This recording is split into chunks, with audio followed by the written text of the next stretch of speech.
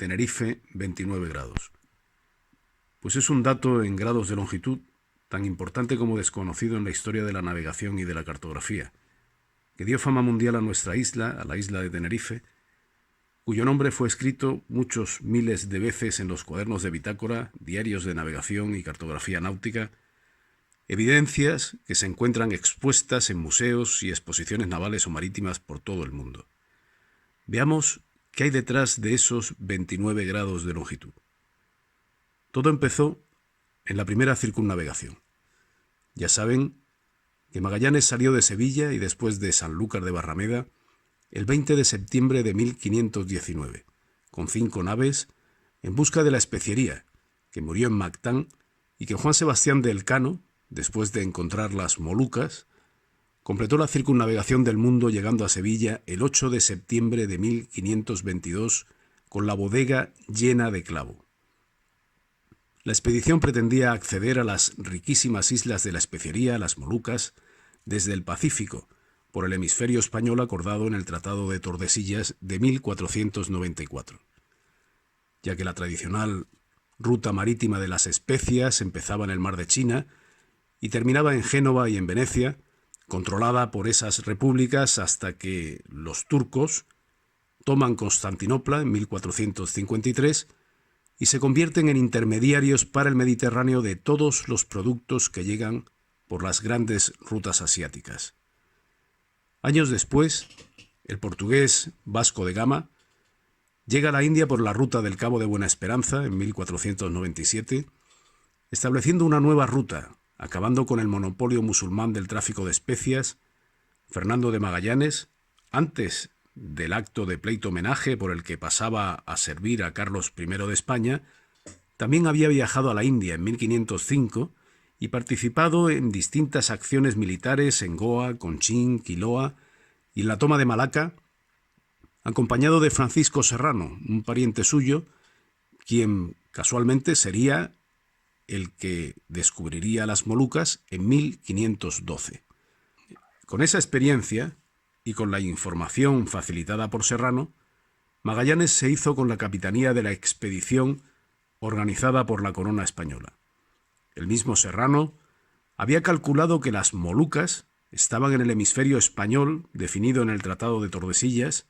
En esas islas, Magallanes debía tratar un asiento de paz con el rey indígena local y acceder al riquísimo comercio de especias, al tiempo que debía evitar un conflicto con Portugal, tal como se expone en las capitulaciones de Valladolid, firmadas por el monarca español Carlos I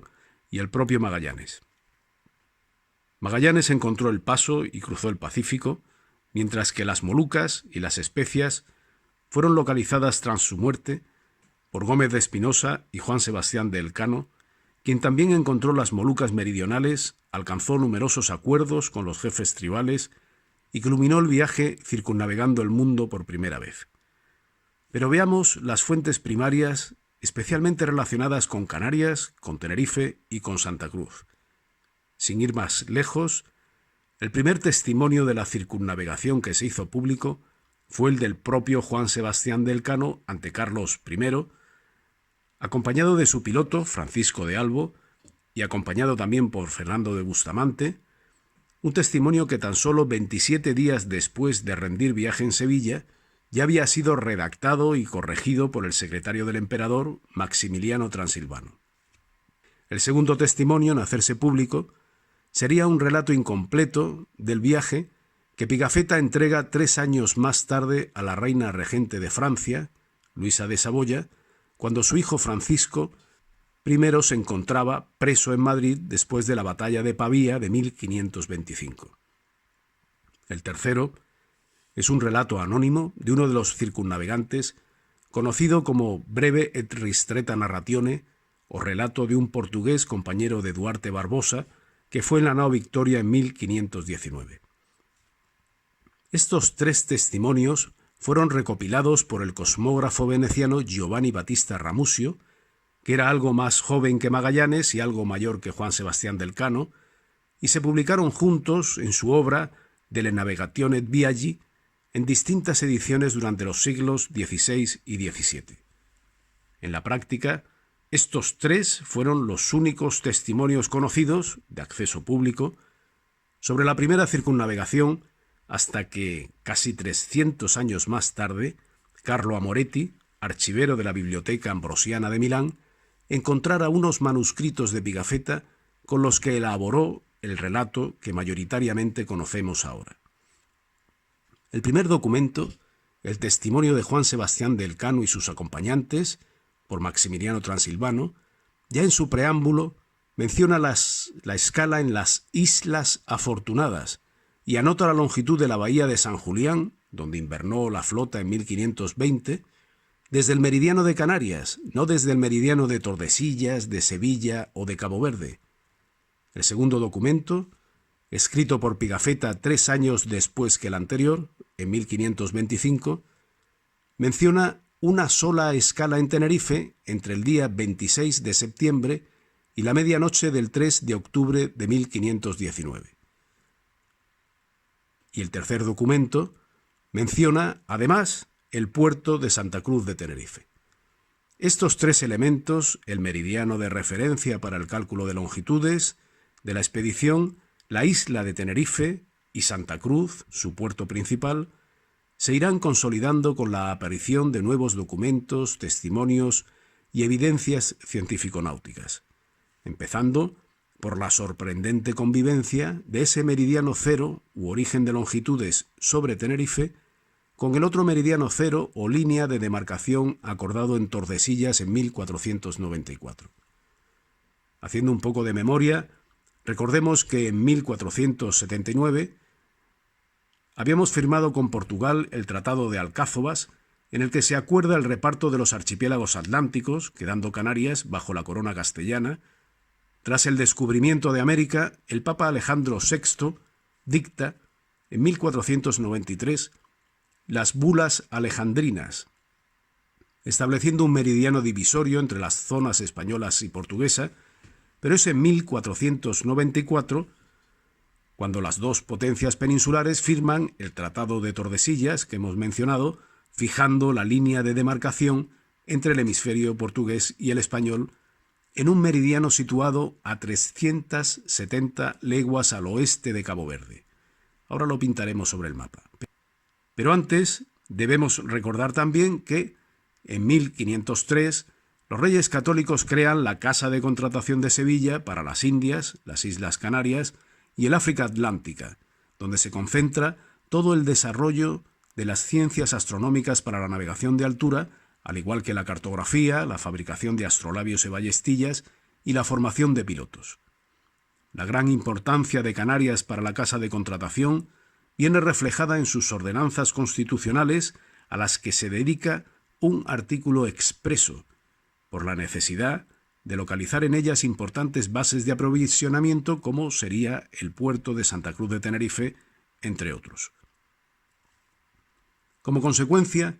ya en 1506, Santa Cruz aparece en las actas del Cabildo de Tenerife como puerto real, por su gran capacidad de dar apoyo a las expediciones del rey con la debida discreción. En marzo de 1508, el rey Fernando el Católico da un paso más en la normalización de la navegación a ultramar, reuniendo en la llamada Junta de Burgos a personas de tanto prestigio como Américo Vespucio, Juan de la Cosa, Vicente Yáñez Pinzón, Juan Díaz de Solís, el obispo Fonseca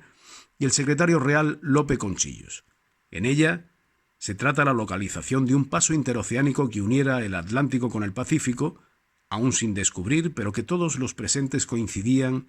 en su existencia. Y con esa misión se envía a Vicente Yáñez Pinzón y a Juan Díaz de Solís en 2 carabelas con la orden expresa del rey de descubrir el canal, regresando 14 meses después sin encontrarlo. La siguiente expedición, al mando también de Solís, sale de Lepe el 8 de octubre de 1515, cuando ya se ha descubierto el Pacífico. A los pocos días hace escala en Santa Cruz de Tenerife, varias semanas después de que llegara a la isla una carta del secretario real Lope Conchillos que prevenía al adelantado Fernández de Lugo de las necesidades de la escuadra que debían ser satisfechas, en particular agua, víveres y tablones de tea para proteger las carenas de la Broma, y sobre todo de guardar el secreto de la misión real. Son muy interesantes las actas del Cabildo de Tenerife que recogen la peripecia del adelantado para convencer a sus señorías de la necesidad de aprovisionar los barcos de Solís sin mostrarles la carta secreta que lo ordenaba y además a hacerlo, por empeño del enviado real que llegó a la isla, desde los montes de la laguna en lugar de Agache, en la zona de Güímar, donde entonces prescribía el Cabildo este tipo de explotaciones. En su viaje, Solís cartografía la costa americana dentro de la demarcación española y se interna en el río de Solís, ahora Río de la Plata, buscando el paso, donde muere asesinado por los indios. No obstante, los datos recopilados por esta expedición son utilizados por la casa de contratación para elaborar gran parte de la cartografía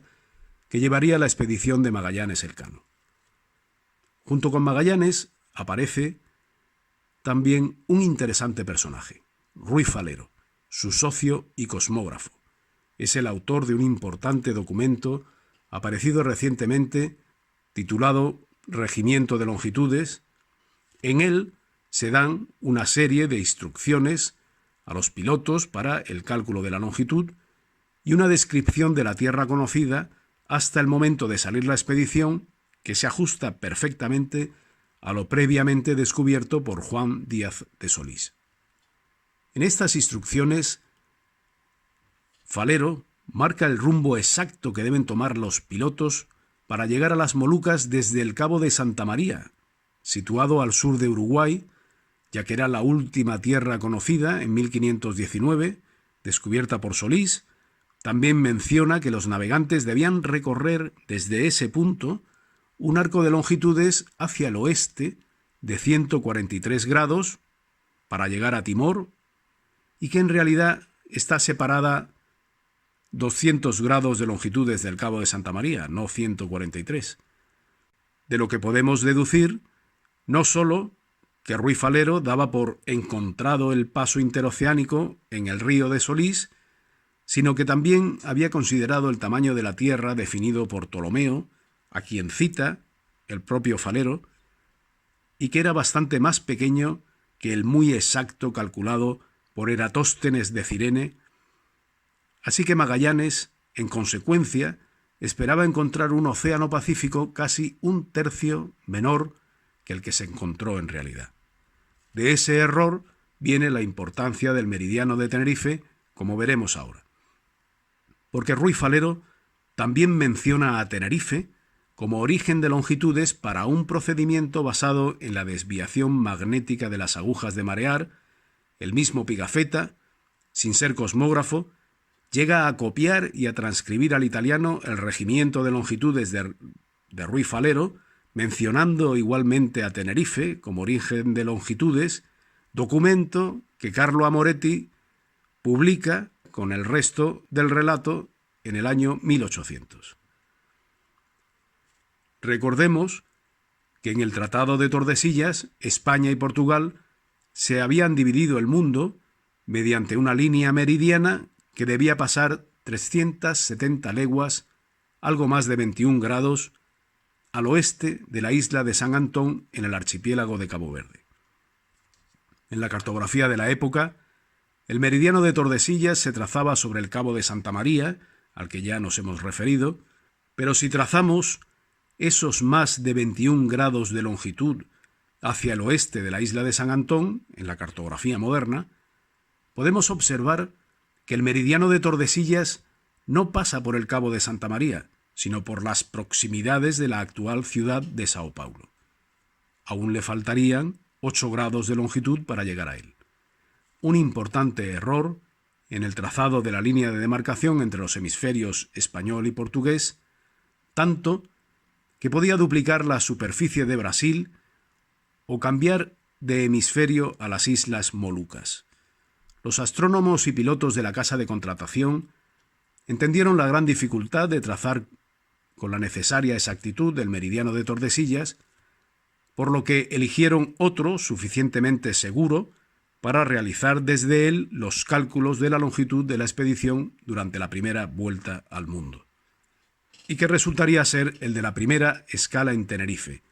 donde compensaron sus agujas de marear para calcular la longitud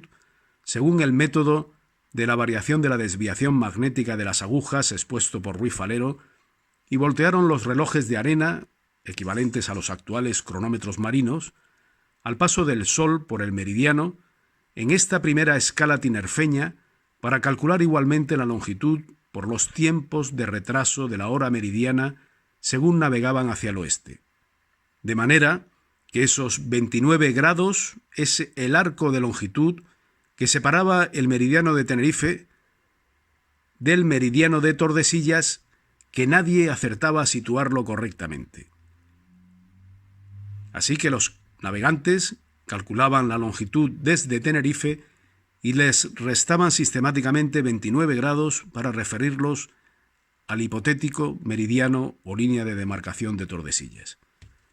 No solo los pilotos españoles intuyeron la imprecisión del meridiano de Tordesillas, que ahora sabemos que se trazó con un 30% de error. También el portugués Francisco Serrano, el descubridor de las Molucas, había situado exactamente esas islas dentro del hemisferio español, midiendo su longitud desde el meridiano del Cabo de Santa María, en su posición real, no a 370 leguas de Cabo Verde, sino a 510 leguas de Cabo Verde, que es la auténtica separación del arco de longitudes entre ambos, resultando 182,5 grados desde el Cabo de Santa María hasta las Molucas, como exactamente ocurre en la realidad y que en su momento informó a Magallanes y éste a su vez lo hizo al emperador. También en Tenerife, los circunnavegantes tuvieron acceso a una importante información que nos revela el testimonio de Martín de Ayamonte y Bartolomé Saldaña, tripulantes de la nao Victoria que desertaron en Timor y fueron apresados después por los portugueses. En sus declaraciones ante Jorge de Albuquerque, cuentan cómo en su escala en Tenerife les llega la noticia de que las naos de Portugal ya habían pasado hacia la India, una importante información relacionada con los ciclos monzónicos que Juan Sebastián de Elcano supo interpretar correctamente. En la Biblioteca Nacional de Lisboa se encuentra una relación detallada de las armadas que salían todos los años hacia la India. Lo hacían antes de que finalizara el mes de abril, también la de 1519, para llegar a sus destinos en Goa, Calicut o Malaca, aprovechando el monzón de verano que se extendía de abril a septiembre. Si se retrasaban, se verían atrapadas en Madagascar todo el invierno boreal. En su declaración, estos dos tripulantes manifiestan también cómo, llegados a Timor, Francisco de Albo y Miguel de Rodas, piloto y maestre respectivamente de Juan Sebastián de Elcano, intentan convencerle para dirigirse al Cabo de Buena Esperanza, siguiendo la ruta portuguesa, desde la India y costeando África, y de cómo Elcano, en contra de la opinión de sus oficiales, toma la decisión de arrumbar directamente desde Timor al Cabo de Buena Esperanza. Una decisión respaldada por profundos conocimientos oceanográficos y meteorológicos. Pensemos que estaban en Timor en febrero. Apenas quedaba un mes para que entrara el monzón del verano boreal con vientos fuertes del sur. Era imposible que en 30 días recorrieran toda la ruta portuguesa hasta llegar al norte de Madagascar y cortar la zona de convergencia intertropical para librarse del monzón. Por ese motivo, Elcano tomó la ruta directa al Cabo de Buena Esperanza, desde Timor, navegando al sur del ecuador meteorológico, libre de los monzones, con vientos estables y favorables del este sobre la corriente surecuatorial del Índico. Veamos también la segunda escala tinerfeña de la expedición, después de Santa Cruz. El primer documento por el que se tuvo noticia de ella en el fondeadero de Montaña Roja fueron las décadas de Antonio Herrera y Tordesillas, que fue cronista de Indias, ya que el relato de Pigafetta de 1525, publicado por Ramusio, no mencionaba esa escala en el sur de Tenerife. Sí lo haría Carlo Moretti, aunque su interpretación del viaje de Pigafetta se escribía casi 300 años después de la circunnavegación. No obstante, en 1964 apareció una versión original de Pigafetta donada por un multimillonario a la Universidad de Yale, que confirma igualmente esta segunda escala de la expedición en Montaña Roja. Recientemente ha aparecido también un nuevo documento conocido como el Manuscrito de Leiden. En él se cita expresamente el puerto de Santa Cruz como primera escala de la expedición, por lo que las dos escalas tinerfeñas están suficientemente contrastadas por fuentes primarias. Tratando de dar coherencia náutica a los datos que nos aportan las fuentes documentales, la Armada del Maluco debió llegar a Santa Cruz de Tenerife sobre el mediodía del día 26 de septiembre de 1519, donde permanecería fondeada los días 27, 28 y 29, y al alba del día 30 levantar el fondeo de Santa Cruz, aprovechando aún el viento de tierra para llegar con luz diurna a Montaña Roja, donde pasaría los días 1 y 2 de octubre, largando velas a medianoche del día 3. Por su parte, la mencionada Breve Ristretta Narratione, que señalaba por primera vez el puerto de Santa Cruz de Tenerife en la expedición, recoge también algunas citas inéditas, como que la primera nao en descubrir el estrecho interoceánico, el de Magallanes, fue la Victoria, o las latitudes de entrada por el Atlántico y salida por el Pacífico, muy similares, aunque distintas, a las que anota Francisco de Albo en su diario, quien además incluye la longitud del Cabo de las Vírgenes desde Tenerife con gran exactitud. Igual que menciona los movimientos de la Armada de la especiería desde la llegada a Filipinas hasta las Molucas, como también Francisco de Albo recoge meticulosamente en su diario de navegación las distintas longitudes medidas desde Tenerife, reducidas al imaginario de Tordesillas, restándole los famosos 29 grados, no tardaría mucho tiempo en desaparecer de los cuadernos de bitácora o diarios de navegación el meridiano de Tordesillas, igual que esos 29 grados tras los que se ocultaba el meridiano de Tenerife. Verdadera referencia geográfica que pasaría a ocupar, por derecho propio, los correspondientes renglones de la historia de la navegación y de la cartografía. Por poner solo algunos ejemplos de los muchísimos testimonios del protagonismo del meridiano de Tenerife, aquí tienen una carta de 1768 de un lugar tan lejano como las Islas Malvinas, cuya escala de longitudes tiene su origen en el meridiano de Tenerife, o el de esta otra carta náutica del puerto de Corcubión, en la propia península ibérica, que tiene su origen de longitudes no en Cádiz, sede del Observatorio de San Fernando, sino también en Tenerife. Consecuentemente, en los cuadernos de bitácora, los comandantes y oficiales de derrota anotaban las longitudes desde el meridiano de Tenerife, por lo que el nombre de nuestra isla figura manuscrito en cada una de todas aquellas singladuras. Quizás las más conocidas últimamente sean las del navío Glorioso, retratado por Ferrer Dalmau, donde su comandante nos da una magistral lección de navegación, situándose desde nuestro meridiano de Tenerife con una exactitud insospechada cuando aún no se había introducido el cronómetro mecánico. La ciudad que vio fondear en su rada a aquellos que circunnavegaron y midieron el mundo por primera vez desde el meridiano de Tenerife, ha querido también dejar constancia de aquella realidad histórica durante la celebración del 5º centenario de la gesta, erigiendo un elemento urbano en las proximidades del entonces fondeadero con su correspondiente línea meridiana.